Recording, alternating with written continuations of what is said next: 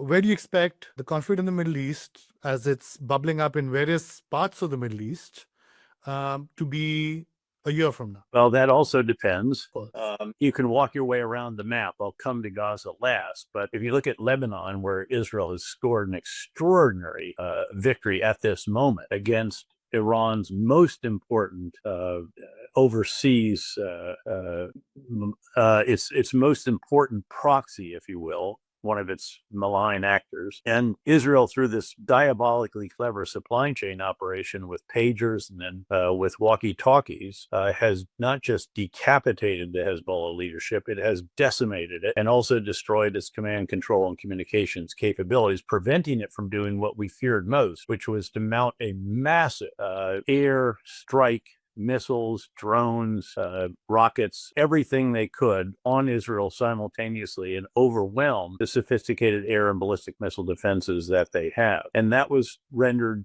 impossible by this extraordinary set of operations by Israel, which then clobbered Hezbollah through the air. Years of painstaking research and intelligence to identify where the targets are, dramatically reduced its arsenal from over 150,000 missiles and rockets and drones to way under, probably now well under 20,000, and also rendered Hezbollah incapable really of pulling together an operation and therefore agreeing to a ceasefire that they would have rejected out of hand up until this very moment. Then you see now, does the dynamic look the same to you, or do you think, much like we've seen over the last year and a half of this conflict, of all the ups and downs that can be expected, a year from now, do you think the dynamic will be looking the same? Let me explain, because again, it depends.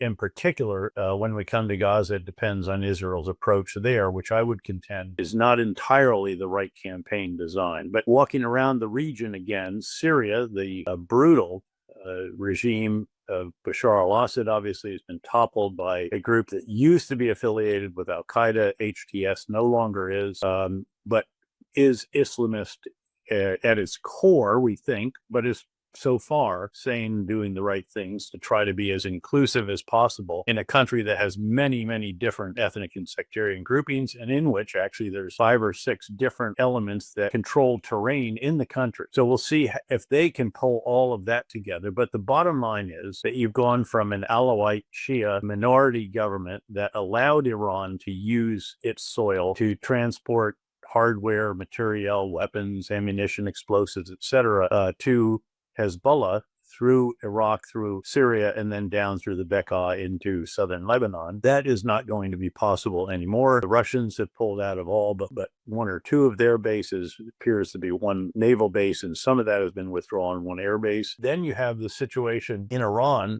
itself, where in retaliating for the first 2 ever direct attacks from Iranian soil on Israel, Israel's done enormous damage to their air and ballistic missile defenses and also reduced their capability of producing solid rocket engines for missiles and so forth from several a day to 1 a week or so. So the situation has changed dramatically. Then finally, the Houthis, another Iranian proxy, not entirely under control, but in Yemen, who have terrorized the Red Sea and forced 75% of the traffic to go around Africa rather than through the Suez Canal. They're getting hammered by a combination of Israeli and American air.